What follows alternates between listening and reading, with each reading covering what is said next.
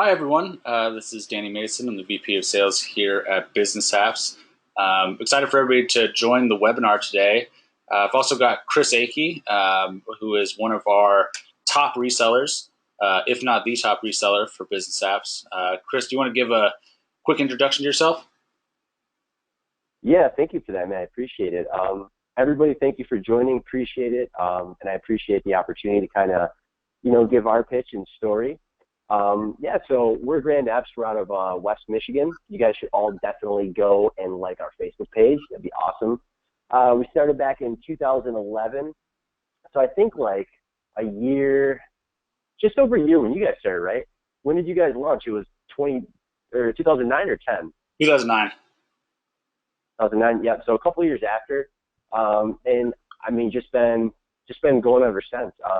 If I get into a little more, but yeah, we started out with apps and geared towards the restaurant industry, just because that's where I came from. So it was kind of easy to speak that lingo and kind of see the ROI for the business owner. So just started doing that and just been going ever since. So it's been fun, man. Went to the conference this year or last year. That was pretty sweet. So Yeah, I like that a lot. that's great. Awesome. Thanks, Chris. So just before we really jump into the swing of things here, a couple of quick housekeeping notes. Before we start, everybody is on mute. So if you're trying to ask a question and you're talking into your headset, it's not going to work. You're going to have to, there's a little chat box in your GoToMeeting panel. Use that to ask any questions. I'll try to field them or have Chris field them along the way. But if we don't get to them during the certain section that we're on, we'll come back around to them at the end of the webinar, and we'll go over everything during the Q&A. So let's go ahead and kick things off now officially. So like I said, I'm the VP of Sales here at Business Apps. My name is Danny Mason. If you've joined some of our webinars in the past, it's probably a familiar voice to you. And I've been in SaaS sales and marketing for the past 5 years now. So just a lot of experience selling to small businesses, and that's my passion. My dad's a small business owner, so something that I've always been closely tied to. Chris, you already gave your introduction, so we'll plow along here. Why don't you go a little bit further into Grand Apps, how you first got started, and what that process was like, and growing and scaling the team over time, and where you're at now. Yeah, for sure. So actually kind of a funny story how we started was we actually found you guys through an enterprise program, and it was through another reseller who was running the enterprise. And, we signed up with them, and we were kind of looking at it because we realized mobile apps were going to be like the next thing in the next 5 to 10 years. And like every SMB needed to get an app. So it was a huge opportunity, and we actually signed up with one. And, we're looking at it. And as soon as my business partner, Jake, brought that to my attention, I started way more research, just Googling app builder, mobile app builder, mobile app design. And then I stumbled across Business Apps, and I was looking at it, and I was like, wait a minute. I was like, this seems to be like that other one we signed up for. So I kind of questioned it. And then I talked to my partner about it, and he was like, yeah, he's like, yep, they're definitely the ones who made it. So then what happened was, we reached out to Business Apps. We canceled the other one, the enterprise program, and then we signed up. So it was like, November-ish, maybe early January 2012. So right about that. It's my first company. I graduated college in 2011. So just as I was graduating my last semester, we decided to kind of get into the app game. So, just like Danny, like the last 5 years, I've been doing sales, marketing, growing a company. So that's kind of where my experience comes from. So that was the initial start, kind of starting off. As you see there, we have our team. We have 2 more people that are on the team now. I'm over there to the very right, and then the second guy to the left, that's John, my business partner. We actually have 2 more business partners. So we have a team of about 15 now, and it literally just started with a couple of us in a basement, doing like trying to cold call like a business. And I was actually at the conference, and I talked to a lot of people. They were kind of in that same position where they didn't have a business partner. It was just them. They just signed up. They were just starting to resell. And to be very honest with you guys, I mean, it might seem kind of overwhelming at times, but it's definitely possible. And if anything, we'll kind of get into a little more, but you guys can reach that point. So I just kind of want to put that out there, scaling up. But that's I see some other bullet points here. Yeah, initial sale, right? First sale, Danny. Talk Yep. about some sales. I mean, you're the VP, right? Yeah, I love talking about sales. Yeah. So that was the initial start. The first sale, I think, honestly, guys, I don't remember the exact first sale. It's been about 4.5 years now. I think it was either a country music band called Gunner and the Grizzly Boys, and we sold that app for almost next to nothing just to get it, or it was a real estate company called American Realty. It was one of those two. That was the first sale. As we started out, we literally had no idea what we're doing. All of 2012, we just like YouTube how to do sales, like how to cold call, how to make a sale. We had no training. It was literally just us in the basement, me and John, trying to figure that out. We would set a lot of meetings with people. We would go on LinkedIn and just kind of prospect. And then we'd say, hey, can we have coffee? Because we didn't have an office at the time. We were literally in a basement. And so we couldn't bring people to our basement. So we're like, hey, can we just go meet with coffee and kind of show you what we have? So we would just go, we'd show them the platform and just kind of walk through and then show them the vision of how the app's going to be beneficial for their business. So that was probably one of the first sales. Growing the team, looking at what you have. So if you guys are resellers, right, and you're looking at different ideas for growing your team, just to give you an idea of our team and what we do, it's myself, 3 other partners, and then we have 4 designers. We have 2 sales guys. The blonde girl you see right there is our project manager, so she manages all the projects that come through. So literally the sales guys will pass it off. The moves to the project manager, she'll work with the designers, they'll get everything down. And we also do offer a couple other services. So some of those other people are like alternatives in there, like social media or, web design. But so growing the team, I mean, if you're looking at it as a reseller standpoint, starting out, maybe my biggest advice in business, like I always think you should partner with someone. I don't think you should always do them yourself. Find yin and yang and find the person who's a compliment to you. Like if you're super introvert and you love designing, then go find someone who loves sales. But I guarantee a lot of these people signing up probably love sales more than they like designing. So, maybe find someone who's going to be a designer. Sorry, I forgot the question coming in. But yeah, so growing the team. Favorite clients. Well, I do have a pretty funny story. I'm gonna bring this one up, and then we can kind of go on. So, one of our clients. So I was talking on this webinar before we started, and we have Patrick. Who works at Business Apps. We also have Danny as well. And so Patrick started, I forget, maybe a couple of years ago, 2 or 3 years ago, and his very first case was with one of our clients. It was a restaurant, and it was when we implemented mobile ordering. And what happened was we just implemented mobile ordering. It was kind of a brand new feature, so there's a couple bugs in it. And it didn't work perfect, but it worked good enough to kind of launch it. And we actually stole them from, I think it was Grubhub, which we talk about later. But so they're one of my favorite clients. And just because what happened was I was at the Business Apps conference, and Patrick came up to me. He goes, Chris, I just want to come meet you because that client, it was crazy. Like he was like, that was my first case. He's like, I didn't know how to deal with it. Like there's so many bugs. I was like, I know, man. So it seemed kind of grim at the time, and it was like, man, this client's probably going to cancel. They're probably going to be mad at us. And what actually happened was we flipped that. We got all the bugs worked out, and it turned out to be a great client. They actually made over like $120,000 in sales from their actual mobile app for ordering. So they're one of my favorite clients, hands down, just to kind of see them succeed. That's awesome. That's really great to hear. And I think that one thing that you touched on that I think I see, pretty consistently through all of our top resellers, is just like a diligence towards, making this successful. It's not something that's you're gonna turn on and then automatically the sales just start rolling in. You really have to get out there and do your best and really be passionate about providing apps to small businesses. And that's something that I see in you, and it obviously shines through not just from you're talking about your first sale where you're cold calling out of a basement and trying to meet people at coffee shops and giving away for next to nothing just to get your foot in the door and have some success stories to start with, but also with the client you just mentioned, turning it around and not just taking it as face value as like, oh, these guys are a terrible client, they're giving me all these objections, and it's like this huge obstacle we have to overcome. You take that head on and you turn it into something positive. And that's where, I think a lot of our reseller, our best resellers see success. Yeah, and I think you're absolutely right, man. Like, so you talked about your dad as a small business owner, and for this, like, we're a small business too, as the reseller, and like that's how we got our jump, to get into the entrepreneur world for me to start a company. So to be very honest, like you have to be in this for the long haul, and you have to build value. You have to build a company. It's not something, where you come in and it's, oh man, like we're gonna get rich quick. Or, I mean, to be very honest with you, I was at the conference talking to a lot of people.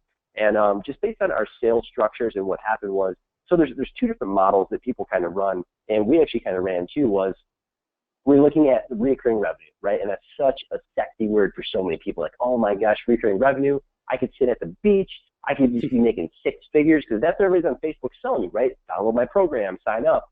And this could seem a way for people, oh, we get all this recurring revenue, all these clients, it's going to be so great. But you have to treat like each and every client with such respect, like our clients, to flip that around, build value for them, and you have to be in it for the long haul.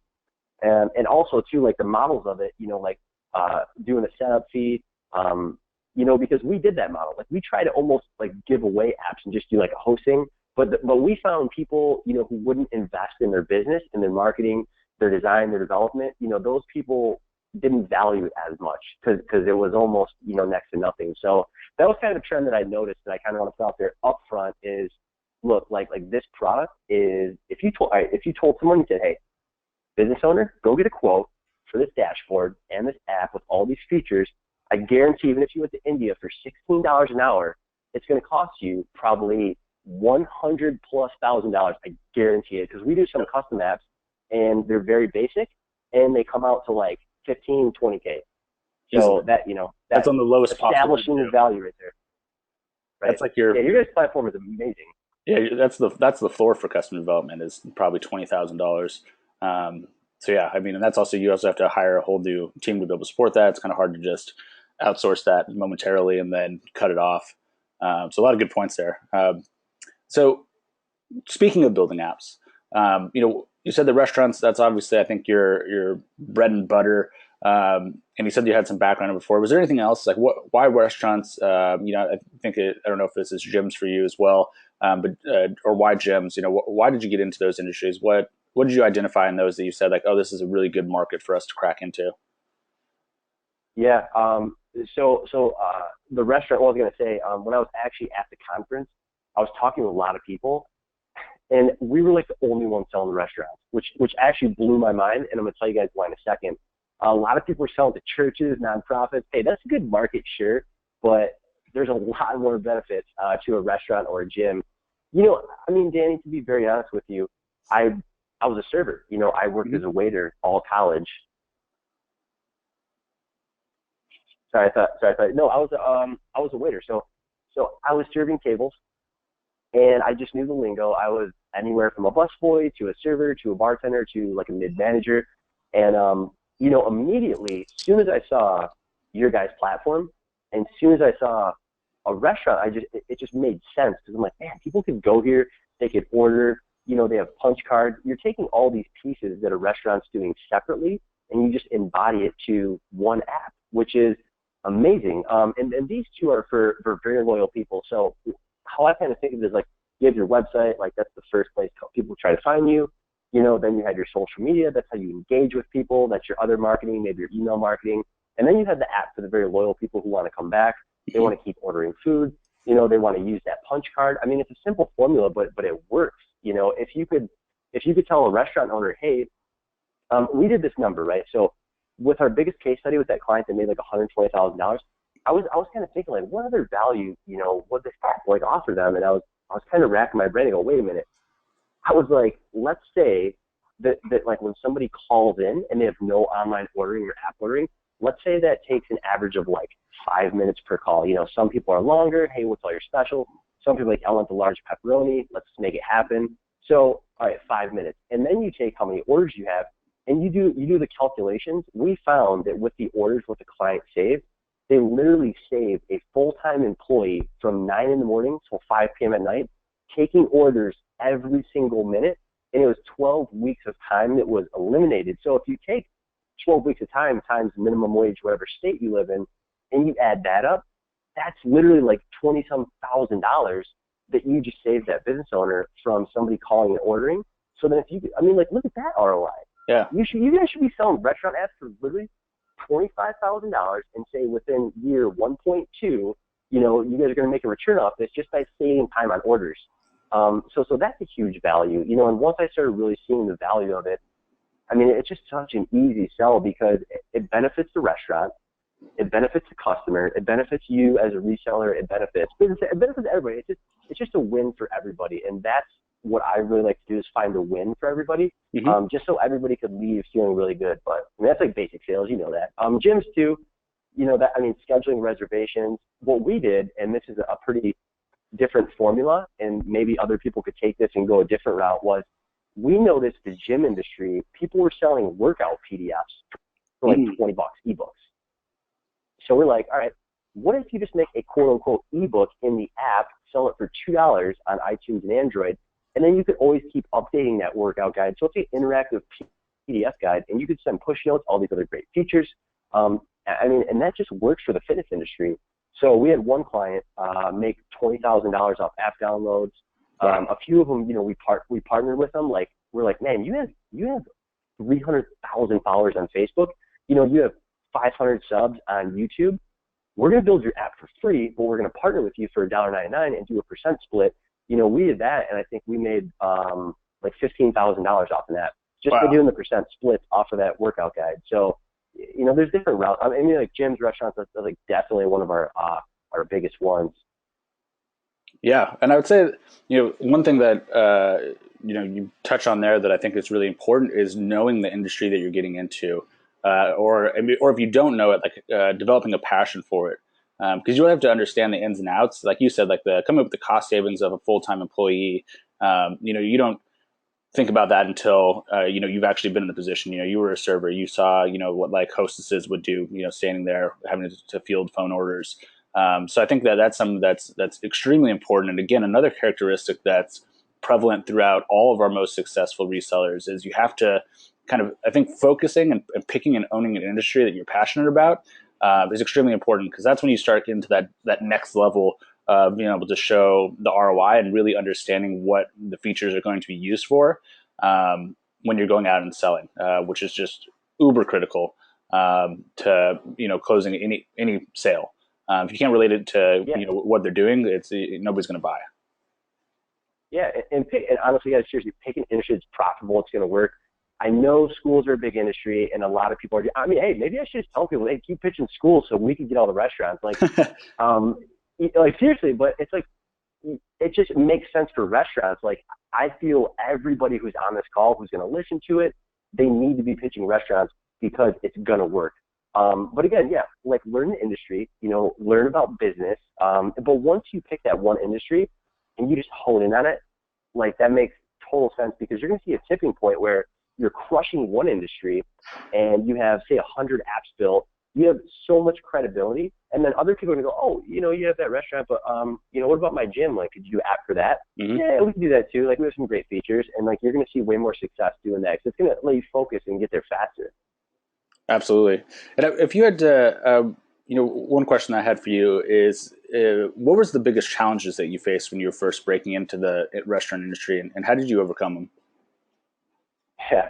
Well, the main challenge breaking in the industry was it was way too soon, I think. I don't know if you guys experienced that. Oh yeah. I mean, you guys had kind of it was like, you know, this, like, it's 2009. So that's like, I can't imagine, because we're 2011 and I would go to a restaurant, right, and say, hey, like Olive Garden, for example. I try to pitch a franchise of Olive Garden. So I said, you know, hey, GM, you know, what about an app for your business? Like, you can do this and this. He was like, what do you need an app for my business? And I'm like, you know, like, thinking down, he goes, oh, like an Angry Birds. And I'm like, no. Like an app with these features, you know, that's going to work, like contact order. He goes, oh, what about this? He goes, I got a good idea. Instead of Angry Birds, let's do Angry Breadsticks. And I just, like, put my head down, like, okay, I lost this. Like, I can't. So that was like one of the first things. You got, like, anybody now though, the market is so hot. Yep. We get called every single day. Hey, can you build Uber for this, Uber for that? So like the app market is exploding. And by the way, guys, you can't really do Uber on this platform, but there's other ways to figure it out. So just throwing that out there if you had that. We actually have a couple taxi services, which is an interesting concept. I'm not sure how they're doing in competition versus Lyft or Uber, but yeah. Yeah. Cool. So it's crazy, man. But that was one of the main focuses or the main challenges. Yeah, very good. And then how do you go about finding the right clients? I know we've talked about this before. You have like specific criteria that you look for and what makes a good client. I think prospecting is obviously like something that some people, somewhat dread, as far as everybody kind of like glorifies the closing process, but the opening or prospecting process isn't nearly as glorious in sales. What do you look for when you're trying to target a good restaurant client or a good gym client, and how do you go about finding those leads or prospects? Yeah, for sure. So honestly, I love the prospecting game. Like I just love finding like researching them, looking at their website. So I'll get into that too. So how we teach our sales guys is this: we say, all right, you have, let's say, Bob's Burger or whatever. Like, so I know there's a show too, but so go to Bob's Burger, like look him up, and then go to the website. Number one, make sure he has a website, because I personally, I don't think that you should give someone. I mean, maybe you can now, but I still think they should have a website first. Yeah. You can build this a landing page, whatever. So like, they're not going to say yes to an app if they don't have a website. If they do, that's like, honestly, guys, in my experience, like that'd be like a 1 in 100. So congrats on that sale. But if they're not, that means that they're not investing into their marketing, their branding, right, tech, whatever. So make sure they have a website. And then the second thing, it's like a 1 and then a 1A. So the 1A would be looking at, okay, now let's look at the website and scroll all the way to the bottom and look at the copyright, the at whatever 20 something. Make sure it's updated. Make sure it's modern. It looks good, because that's going to give huge signals to you as a prospect. Because if their website's really up to date, it looks really good, it's modern, that means that they're investing back into their branding, they're making improvements and updates. So they might be a more likely client to do an app. Whereas I found is, number one, they don't have a website, they're going to say no. Number two, if it's an older website, they're going to be like, oh yeah, the app seems like a great thing, and Chris, you're a good guy, but my website needs updating, so how about this next year sometime, right? I mean, you can do a hard close and pitch, whatever, or you could partner with someone who does websites, offer them a website with the app and package that. There's different ways, but make sure they have a website, make sure it's nice. And then a second thing that I like to look for is go to social media, just at least a Facebook page, and see if they're posting. Like, see if they have a banner picture, see if they have a profile picture, see if they have like posting once a week, because then to me that shows activity, and with that activity, that means that they really focus and understand and value marketing. And if you want the people who are going to want to work for you, you're not going to want to pitch someone who doesn't understand Facebook, because an app is going to be like below their mind. So those are like just little subtle things that we kind of look for our prospecting.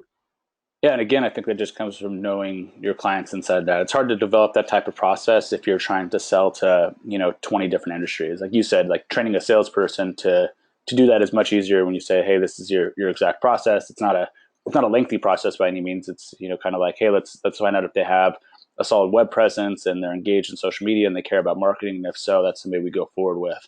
But that might vary for, if you're into like travel and hospitality industry versus restaurants versus gyms. So it can be pretty complex if you don't have that singular focus. Awesome stuff though. So I want to make sure that we save a good amount of time for this slide in particular. So selling the features, you've kind of gone into some of this before, but I'd love to hear your pitch. If you could pretend, I'm a prospective customer, what, and walk me through basically what your process would be for pitching brand apps. Put me on the spot, man. I haven't pitched in a while, so this is everybody. And be some. Yeah, we'll see, right? If I don't sell them, then I need to hire a better sales guy, right? There we go. I'll be out there pitching. So I always try to hire salespeople that are better than I am.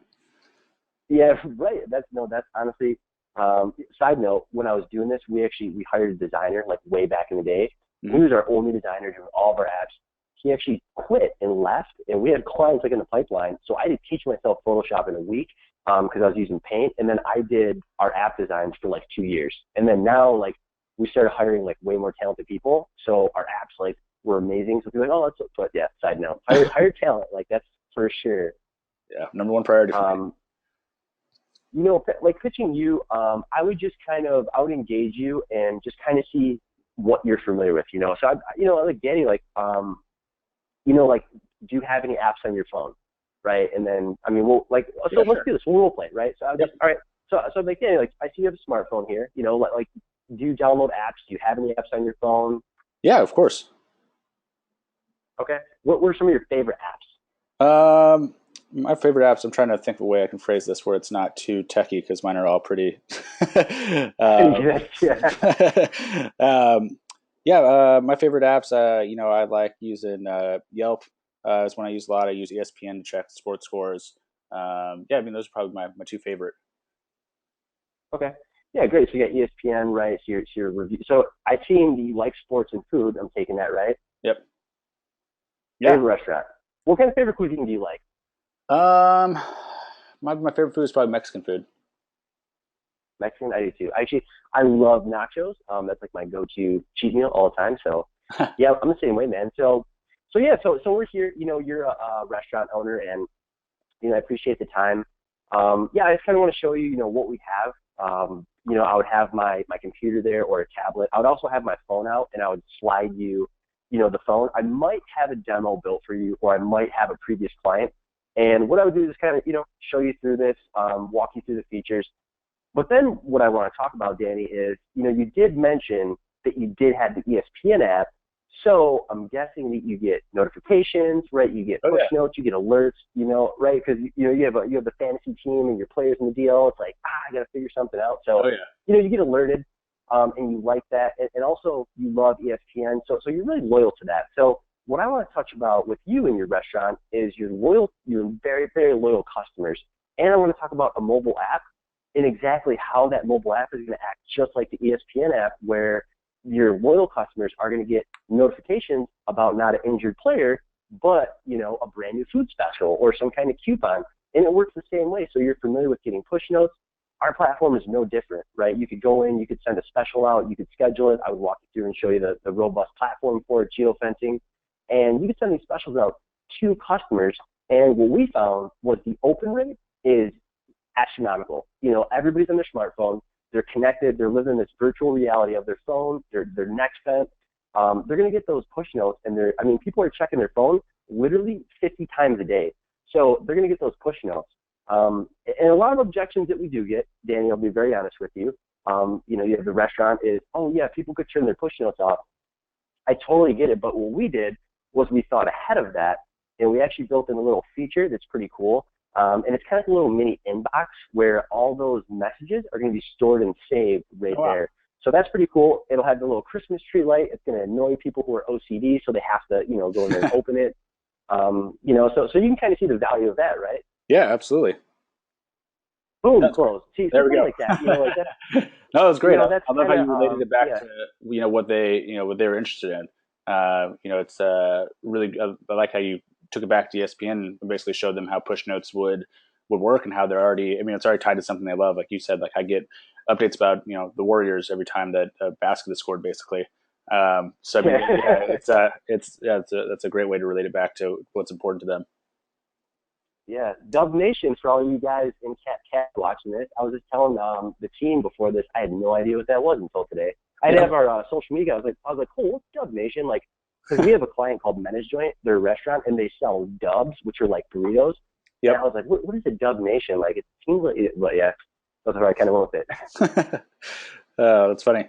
Um, so to expand upon, I guess the pitch too. What is your typical sales process like? Like you initially meet the client, then it's a proposal, then it's off to design. Walk me through that process. Yes, that's a good one.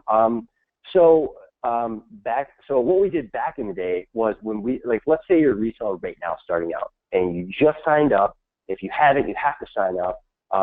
It's going to be the best investment for your business, what you're doing. Little pitch, had to. But anyways, and that wasn't requested by them. P.S.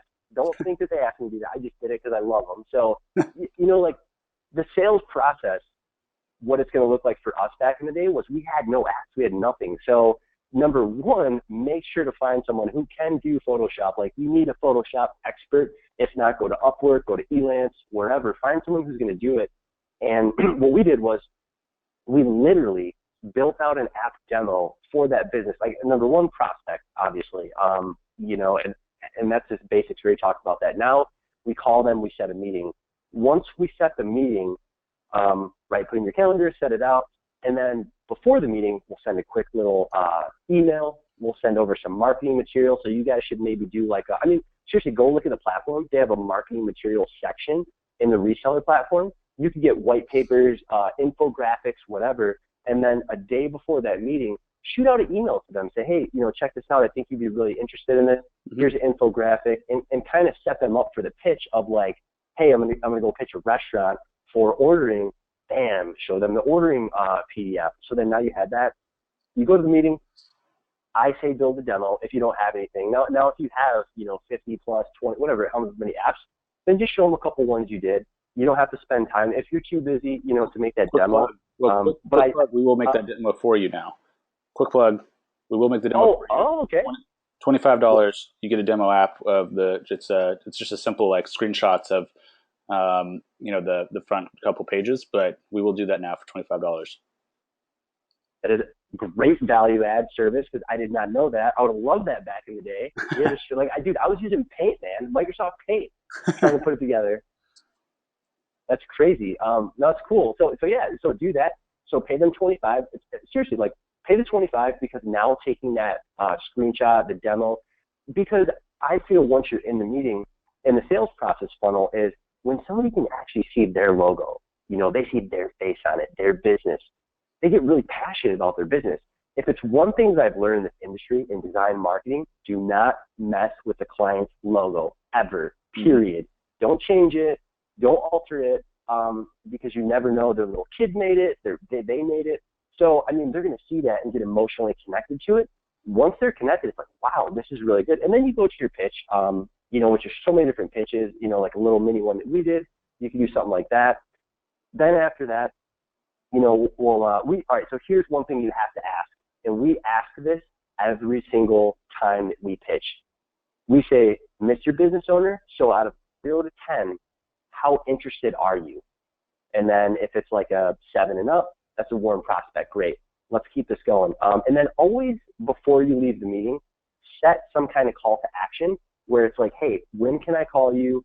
Let's set up a meeting right now, because that is so crucial if you guys are just learning sales or how to pitch this. Make sure there's something, because when we started, seriously, Danny, like we'd just be like, oh, great. You have demo, it looks really cool. Okay, bye. Yeah. That was it. You get happy ears. You're like, all right, close this one. This one's good to go. Yeah. It's, you know, so like sales 101 that I didn't get. It was like we just left. We didn't set a follow-up meeting, and you know, we lost a lot of sales based off that. So you do that. Okay, get through the process. Bam. Send them a follow-up email, and then we send a proposal over. So our proposals, guys, are pretty basic. It's a Microsoft Word doc. We had to make it like that because the sales guys are not graphic designers. So I wanted to make a sweet looking, you know, PSD, Photoshop, just blow them away proposal. But I mean, you have to be real and you have to be efficient, and the sales guys can't do that. So we just make a basic Microsoft Word document where they could go, they could edit it. And side note, I guess, pro tip in this, what we did was we offered 2 different packages within the proposal. So for example, we would say, okay, you know, we could build it like this. This is like the basic, and this is the deluxe. If you guys are resellers, you know there is no basic and deluxe. You get the full suite of packages, but at the same time, you can pick and choose what you want to pitch.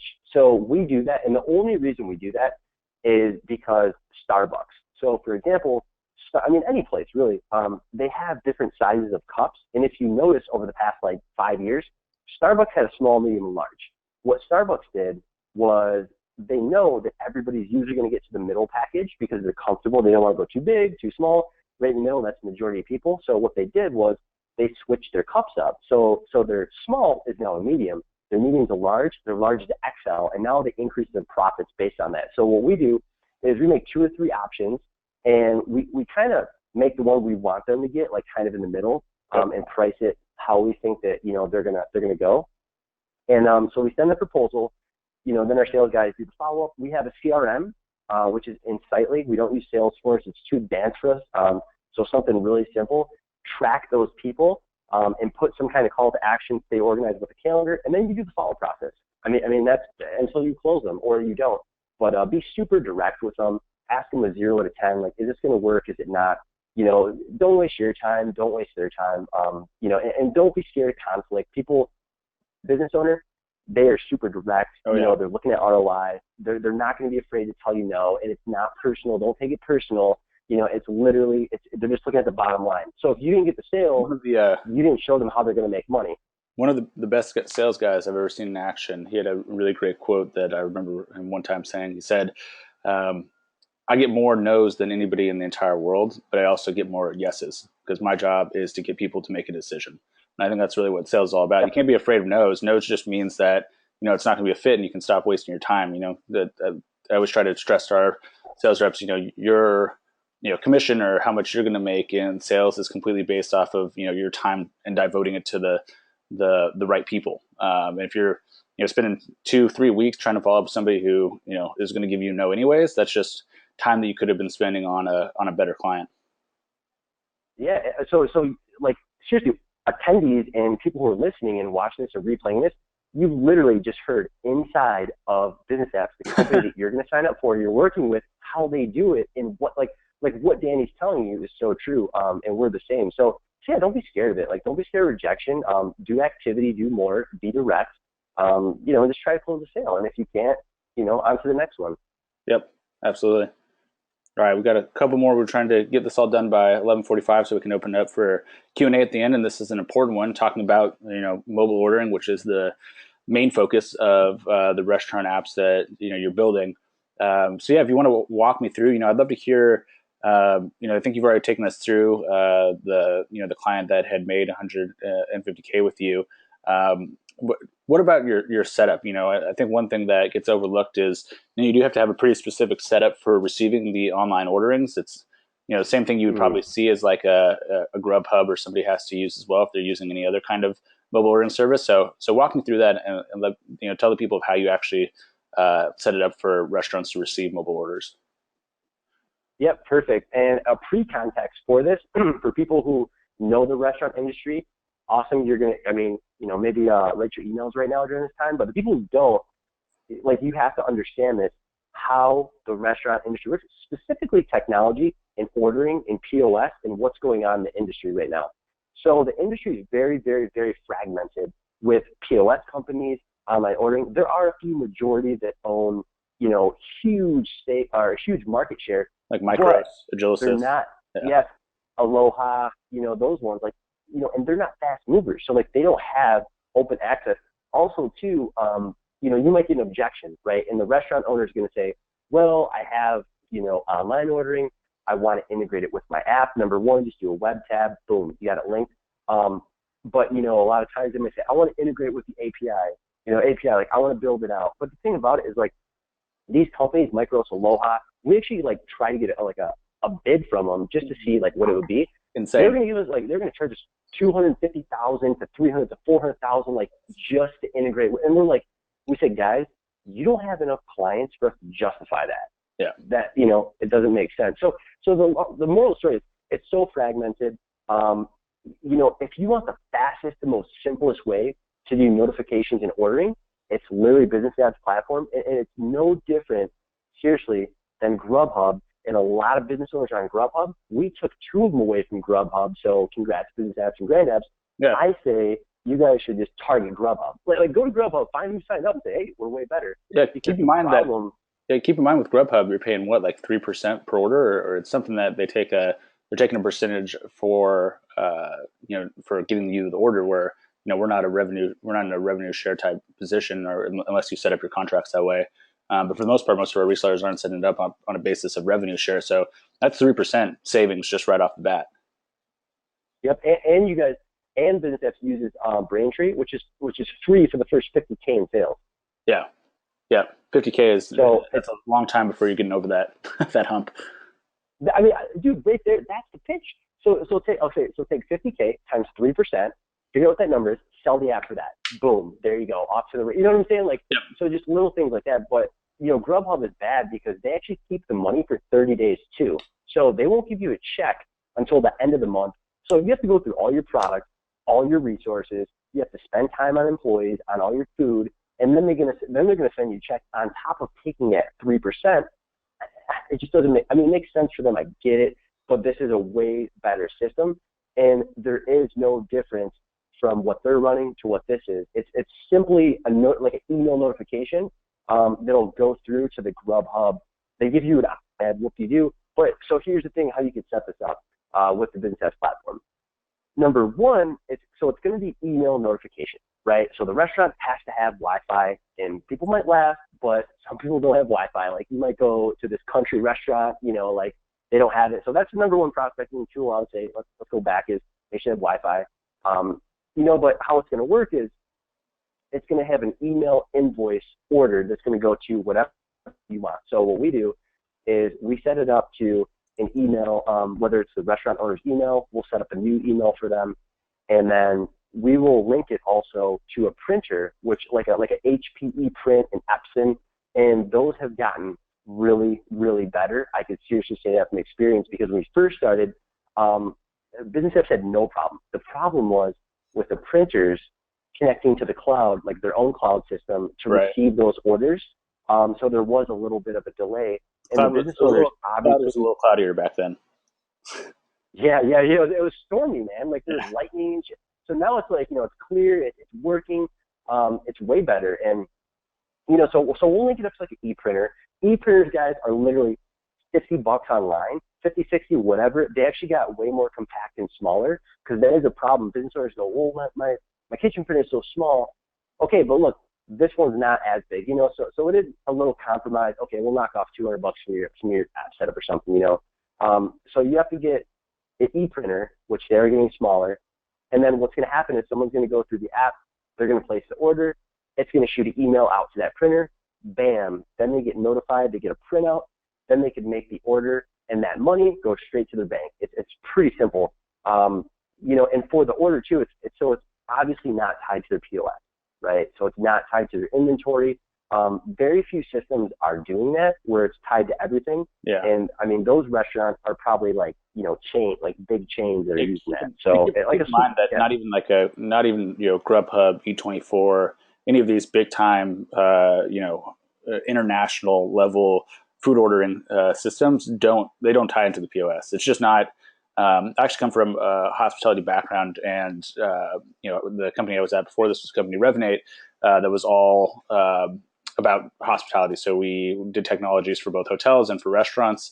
And like Chris was alluding to earlier, it's super fragmented. There's hundreds of different POS or property management system providers throughout hospitality, and each one of them wants, you know, hundreds of thousands of dollars to integrate with their really old legacy systems, and there's, you know, 12 different versions of each kind out that any restaurant could have, and each one needs a different type of connector to be able to connect to it. So it's hard. It's so hard that, you know, somebody who has just an incredible amount of money like E24, who's backed by Yelp, like they're not even willing to invest to. They could do that. You know, they could spend a couple $1 million and have direct integrations with all of these POS systems, and they're choosing not to. So it's not something that's like, oh, we're just, you know, not choosing to do it. It's just it's how the industry currently is. And there's, you know, everybody's hands are tied from, you know, business apps all the way up to, you know, the E24s and Grubhubs of the world.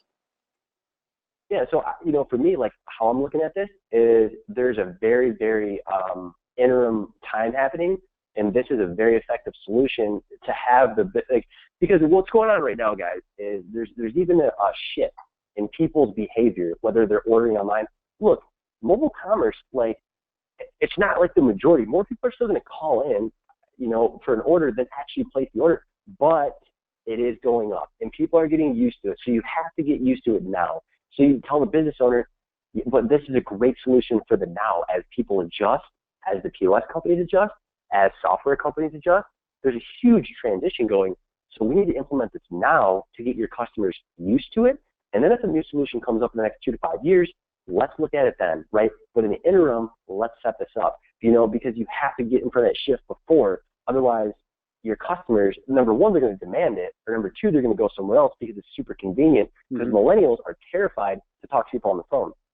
It's true. I prefer doing everything over mobile ordering if possible. Right. Yeah.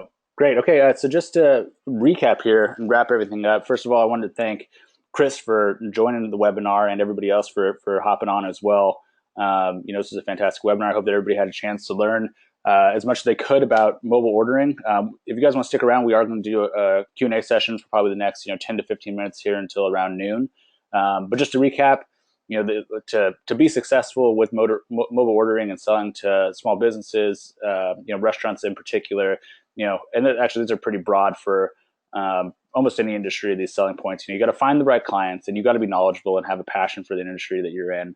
You got to present the benefits, and that's going to come from knowing the industry. You're not going to know the real benefits from reading, an article online. You really have to dive into the shoes of the customer that you're selling to and figure out what their day-to-day is like and how you're going to make it easier, whether it's operational efficiency by being able to cut down on staff labor, or if it's bringing new revenue in through a channel like mobile. And then highlight the mobile ordering and its instant ROI. Like Chris was alluding to, he's had customers who have literally made tens of thousands of dollars for a couple $1,000 investment. So if you do all that and you get out there and you're diligent and persistent about tackling the restaurant industry or whatever industry that you're going after, you're going to be successful, and you're going to show a lot of ROI for your business. And you're going to be able to scale up like Chris did, going from a two-man show back in 2011 or 2010, and then within 4-5 short years, you're now in a place where you're what did you say you're up to now? 20-25 employees? Yeah, we're right around there. We'll hit the 20 mark probably end of this year. That's huge. So his company is getting bigger and bigger, and he's a young entrepreneur who's tackling the world. So get out there and get to selling. Thanks everybody for joining, and we're going to head into Q&A now. Arshad asked if we support Arabic, and yeah, we do support Arabic in the app. We easily translate into, I think it's upwards of 15 languages or 20 languages. You just select the language and then it auto translates everything. And then if it's not translated already, you can actually make recommendations on the translation, and those will go through.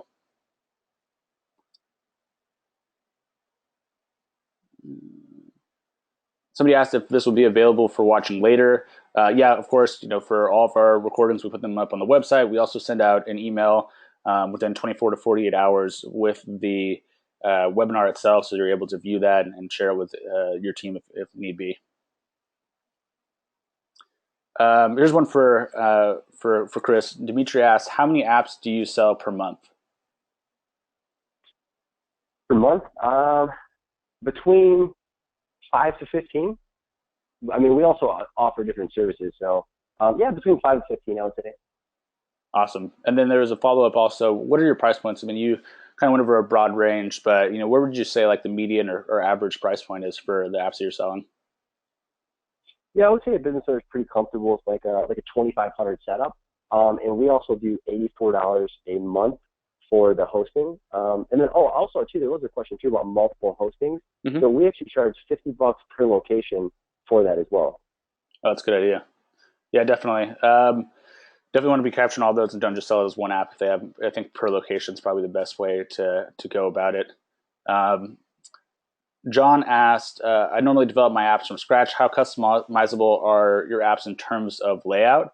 Our bread and butter is the ability to create these platform apps that have the standard features that we use, which are things like mobile ordering, reservations, a lot of really key features that would take a ton of custom development to be able to actually produce those features if you're doing custom dev.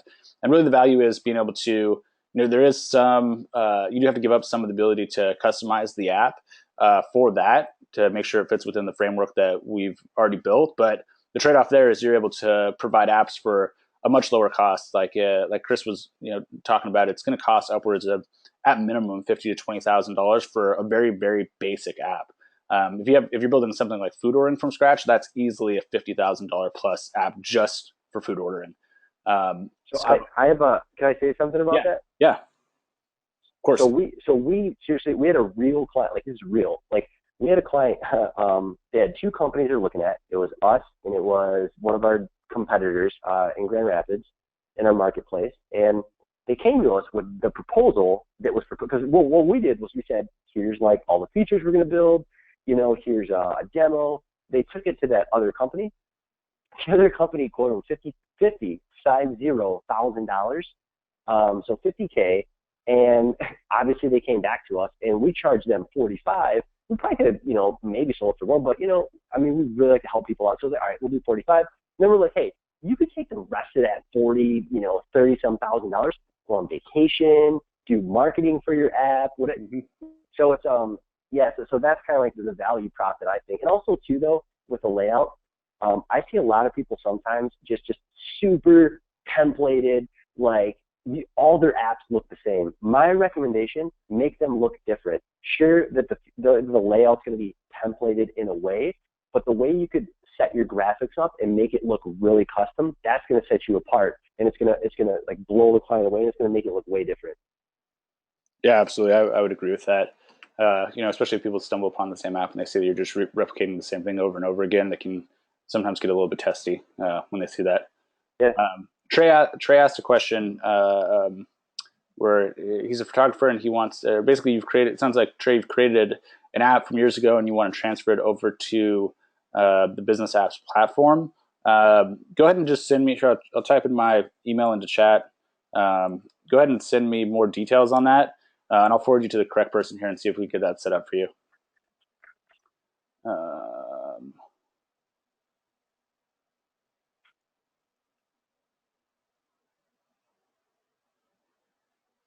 all right.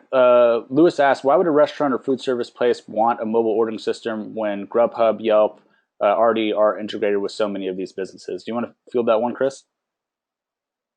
Yeah, so pretty much saying like, why would they want ordering if they already have Grubhub? Yep. Yeah, so I mean, first of all, we already kind of mentioned this too. Maybe if you're joining late, but Grubhub, they just take too much money, so you're going to save that money up front and in the long term by having their own app with this platform. And also too, Grubhub is not its own app. So for example, if you have your own app as a restaurant, you can do loyalty, which you're going to save money on punch cards. You can do push notes, so maybe you don't have to send out as many emails. So you're going to get more retention that way. And the thing about it too is, let's say that you skip Grubhub or Eat24 or whatever. Now the restaurant has their own app, and then people come to it and they're using that ordering platform. You send a push note out, and then you get say 10% of those people of 1,000 people to come in. Now you're going to get a couple $100 in sales. That's going to come back through that. Where Grubhub is not going to do that because they have a single platform where they have a ton of people to come and you can do your ordering through it, and they don't care about your business. So I would say set your own business up for the restaurant app ordering, and again, yeah, just the money and the savings. What do you think about it? I'm curious. Yeah, no, I echo everything that you just said. I mean, another thing outside of all the great points that you just made is not having as much competition. I mean, it might be a little bit harder. It might be more accessible to get Grubhub because there's a lot of businesses that are already on there. But at the same time, you're also up against all of those businesses. So if you're, say, for instance, you're like a Thai food restaurant, and you're the fourth ranked Thai food restaurant, you're probably going to get very few orders because you're ranked behind three other Thai food restaurants. You're being placed directly on there, and you're not really given I guess, really like a fair shot. Like nobody goes to, there's four-star Thai restaurants and you're the fifth one, you have 3.5 stars, you're probably out of luck for getting many orders through Grubhub. So the ability to control that environment and be able to not compete directly against, it's a little bit more of a barrier to probably get them to download the first time, but then after that, you're not competing every time that somebody makes or goes in and places an order. So I think that's a big selling point there. Um, Angel asks, what's the most effective approach, cold calling or face to face? Face to face, absolutely. But if you cold call, you get the face to face. But yeah, face to face, hands down. Awesome. Yeah, I would agree with that too. And that's obviously something that at business apps we strongly believe in.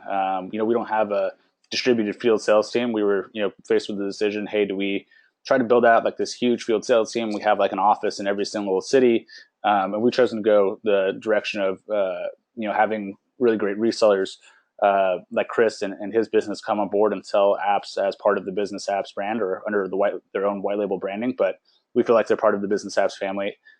So we strongly believe in that too, because that was like the road we were going down. It was we were gonna fail if we were just trying to take just inbound calls that were coming into to business apps. So the ability to have our resellers distributed not only in the U.S. but internationally as well, and be able to make those face-to-face connections is really huge for us as a business, and I think crucial for anybody who's going to be successful. Great decision. That worked out well for both of us. Uh,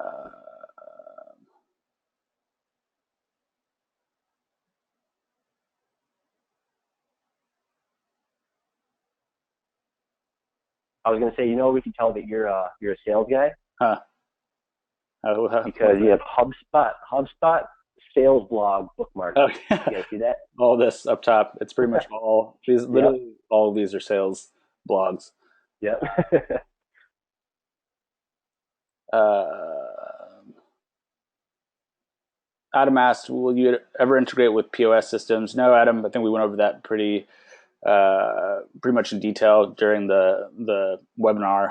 It's just something where it's not just us; it's anybody. It's more of the fact that the POS systems are not only do they know they kind of have a monopoly, so they try to strong arm everybody into paying ridiculous prices for integrations, but they're just archaic and legacy, and it's going to be like.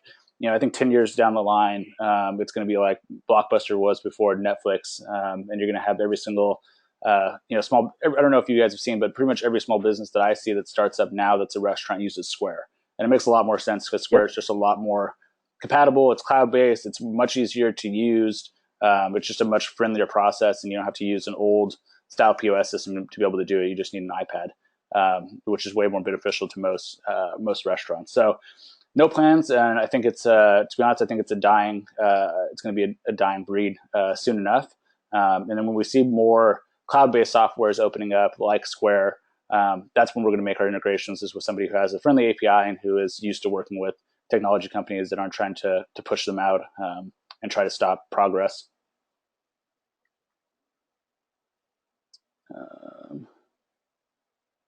Liz asked, so you set up the e-printer so it automatically prints the order. Is that correct? Yeah. So it'll so as soon as the order goes through, the email will shoot to the printer and it'll just print right away. So as long as the printer's on, it should print right away. We have had problems where the order didn't go through, but it was user error because their power went out one time. One of our clients. So for example, they forgot to turn their printer on or reset it. But yeah, with the eCloud printers, they're so good, it should just print right away. Awesome, that's great. And then kind of a follow up here, somebody asked, if someone is starting BizApps without an IT background, can it be done just using BizApps, or is there a need to have someone who can do Photoshop, interface with printers, et cetera? Like Chris said, I do think it helps just to have a partner when you're starting a business, just because it's a lot of weight for one person to shoulder. But you can technically get off the ground with just on your own. So our support team is happy to help you to walk through the printer process, how to set that up for your clients. And then we also have a design service where we'll design the apps for you. So if you send the app build request to us, usually within like a 5-day or so time frame, we're able to get that app back to you. So you don't technically have to have a technical designer on hand. So yeah, I hope that answers that question. I was gonna say real quick too. Can I throw something out there? I see we have a X amount of viewers on right now who are still on, so that's great. Is this still recording? That'll be for the replay. It will. We usually cut it off, but we do the recording just to have on, so we can go over it in the future. Aha, good. Well, because I want to make it exclusive. So one thing that kind of really propelled us to a pretty good amount of success was we actually partnered with a food service company. So if you guys are familiar with Gordon Foods or Cisco or whatever market you're in, so we actually approached Cisco, which is a huge company, and we almost got a partnership with them to be their exclusive tech arm, where we would provide all their customers with apps. That fell through, but we found another one that was local, and we partnered with them, and they have 5,000 restaurants across Michigan. They have 75 sales reps that are all across Michigan selling. So what we did was we partnered with them and we said, guys, look, You guys are providing food for restaurants, for catering, whatever. So what makes somebody stop and say, I want to use Van Earden instead of Cisco, right? What's your sticky piece? What's like extra value add that you guys offer clients? Like, oh, we do this and this and this. We're like, well, what if you guys would offer literally every single customer you have a mobile app for ordering? Think about this now. Now they're gonna order more product because sales are gonna go up because people are ordering with the app. They're gonna order more for it from you, right? So it's a win-win-win. So if you could find partnerships like that, those are huge. Maybe a local chamber of commerce, if you could provide apps to all their businesses. Like, so that was something that really propelled us. So anybody who's out there, try to, because now we have 75 sales reps who are pitching us every single day throughout the state of Michigan, all day, every day with all their customers. So if you guys could find partnerships out there like that, you guys would see crazy growth and a lot of more proposals coming back through. Yeah, absolutely. I don't know if these were from later on, but a lot of people are asking about the location fees again. So just to what Chris mentioned earlier, $2,500 is the average setup fee, and they charge $84 for recurring for updates. And the way you pitch that, one of the most important parts about why we even charge a recurring fee is because we go through a lot to make sure that all of the apps are consistently up to date with both the Android and iOS operating systems. Which is no easy task because Apple and Android don't really tell us when they're going to release them. So it's kind of a mad scramble every time that it happens. So Apple will release something. We'll usually throw like a handful of engineers on it right when it happens, and we have to devote a good couple days just purely of trying to get everything up to date and syncing properly. So that's a huge selling point because if you were to go through a custom development team and they build you the first app, a year later, that app might be completely out of date for the operating system and may not work correctly. At which point, you'd have to hire a custom developer again to come in, update the whole app once again. So, when you're looking at $84 times 12, so let's say somewhere around maybe $1,000 a year to be able to keep it up to date and fresh. It's a minor cost because that would easily cost you another couple $1,000s every time you had to have a custom developer come in and do it. And not only that, but it also gives you access to any new features or product improvements that we do over time. And we are constantly, like we just released a new upgrade for food ordering where you can now, there's more delivery options about like cutting things in half, like for a pizza, for example, splitting things up in different ways. So you also get access to all of that, which is really important. Well, and push notes, SMS is on average 100, 200, $300 a month. Right. Correct. All right. There's still a couple more questions, but I want to be cognizant of everybody's time since it is already noon here. What we'll do is we'll follow up with everybody else who, if you didn't get your questions answered, we'll go ahead and follow up with either a blog post or a direct email to all of the attendees that are going over the rest of these questions to make sure that you guys all get your answers. So I want to say thanks again for Chris. Thanks to the whole Grand Apps team for being one of our best customers, if not the best customer we have. And thank you to everybody who showed up today and learned a little bit more about mobile ordering.